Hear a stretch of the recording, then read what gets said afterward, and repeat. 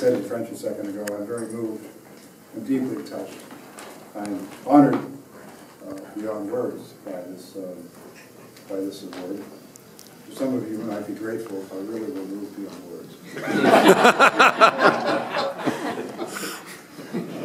But my history with France goes back, as you said, a long way. And sometimes, like great love affairs, it was a little bit tumultuous, as some of you may know in the beginning, but it worked. And my commitment to transatlantic cooperation, and particularly to cooperating with the French, is very real. You know, Americans sometimes don't really appreciate their French colleagues. Appreciate them for some things, but it's, as you well know, it's more than baguettes and berets.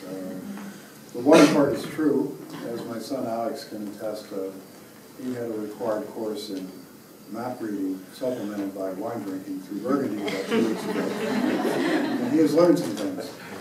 But you know, I'm troubled by some members of our government. I'm thinking of our dear President Bush, who once said that the French don't even have a word for entrepreneur.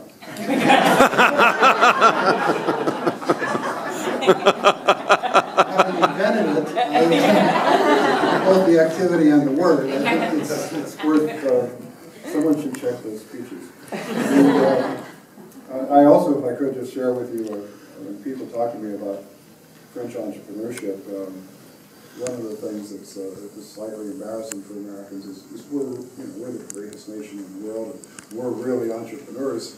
And the troubling French actually have, per capita, more firms created than we do, which doesn't mean I hate America. It's just per capita they do more. Check the OECD statistics. In fact, I'm moved to mention, you probably know the 2 Texans that fly out of Dallas on an Airbus and then fly on a Delta larger Airbus to the new Charles de Gaulle Airport. For those of you who use Dallas, a new airport is a place that is new. Connects to things, and then they connect directly, of course, to the high-speed train, the TGV.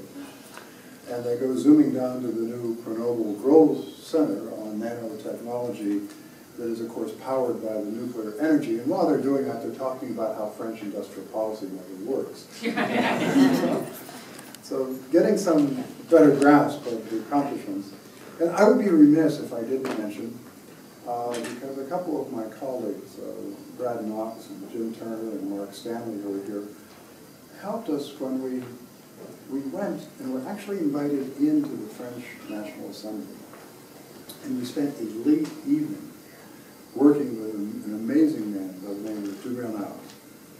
And with Dr. Dugrenal, it's worth noting because in addition to being an active assemblyman, in addition to being a member of the majority party, in addition to preparing and successfully drafting the entire innovation policy for France, in his spare time, he was the one who put the face back on that woman who had lost it during an attack by an animal. Polyvalent is, I think, the term you use, but incredible breadth. But most importantly, and I think the French may be ahead of us in this, that's another thing, he listened. He listened carefully to what Mark Stanley was saying.